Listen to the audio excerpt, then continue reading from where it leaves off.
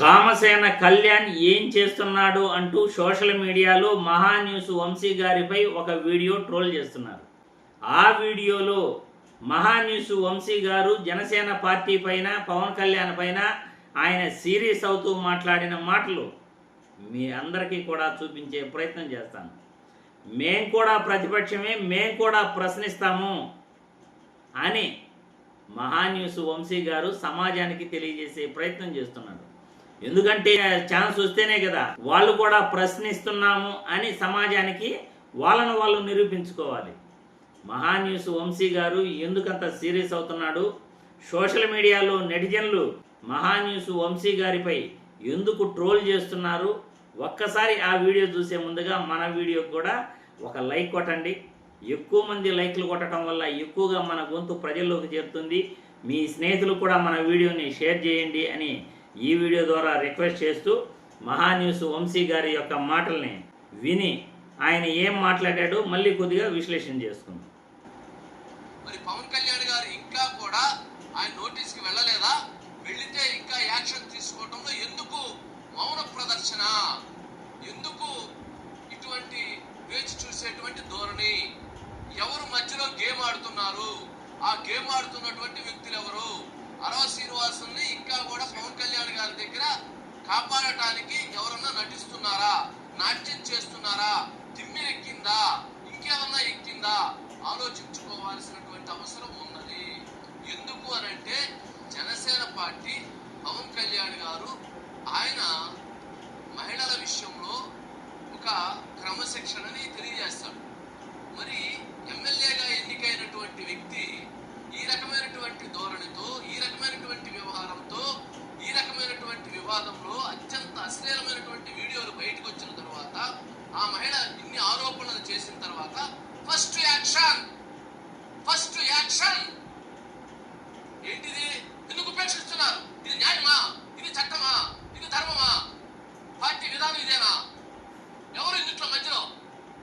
ఇది తప్పు తప్పు తప్పు. ఫస్ట్ ఎమ్మెల్యే, శాసనసభ్యుడు, ఆయనకు మీరు ఎమ్మెల్యే టికెట్ ఇచ్చి అంత బాధ్యత ఇచ్చి ఒక విప్పు బాధ్యతలు అప్పచెప్తే అతను ఆ రకంగా చేస్తే ఇంకా ఏంటి? ఏం చేయాలి? సమాజానికి రేపు ఏం చెప్పాలి? ఎవరికి చెప్పాలి? ఎవరు చెబితే వింటారు? ఏం చెబితే వింటారు? అసలు ఇంత ఇది 3 రోజుల క్రితమే జనసేన కూడా ఆల్రెడీ కూడా మీ యొక్క ఏమైనా ఇల్లీగల్ కాంటాక్ట్స్ కానీ ఫైనాన్షియల్ కానీ అన్ని మీరు చూసుకోండి, పార్టీకి డ్యామేజ్ తేవద్దని 3 రోజుల క్రితమే జనసేన ఆల్రెడీ రిలీజ్ చేసింది. వంశీ గారికి నిజంగా కోపం వచ్చేసింది. మేం కూడా ప్రతిపక్షం అని నిరూపించుకునే ప్రయత్నంలో వంశీ గారు పవన్ కళ్యాణ్పై కేకలు పెడుతున్నాడు. అరవ శ్రీధర్ని ఇంకా మీరు ఎందుకు సస్పెండ్ చేయలేదు పార్టీ నుండి? ఏం చేస్తున్నారు? ఏం విచారణ చేస్తున్నారు? ఎందుకు లేట్ చేస్తున్నారు అంటూ ఆయన పవన్ కళ్యాణ్పై కేకలు వేయటం మీరందరూ చూసి నిజం అనుకోకండి. ఇది నిజం కానే కాదు. మేం కూడా ప్రతిపక్షం అని నిరూపించుకోవాలనే మహాన్యూస్ వంశీ గారు కూడా తాపత్రయపడుతున్నారు. పాపం వంశీ గారు ఎంతగా ఆవేశపడుతున్నారో పవన్ కళ్యాణ్ను ప్రశ్నిస్తున్నట్లు, మహిళల పట్ల పవన్ కళ్యాణ్కు ఉన్న క్రమశిక్షణను దృష్టిలో పెట్టుకుని పవన్ కళ్యాణ్ని హెచ్చరించిన మహాన్యూస్ వంశీ. పవన్ కళ్యాణ్కి మహిళలంటే ఎంతో క్రమశిక్షణాభావం ఉంది. అటువంటి క్రమశిక్షణను ఆయన ఇంకా కూడా ఎందుకు లేట్ చేస్తున్నారు?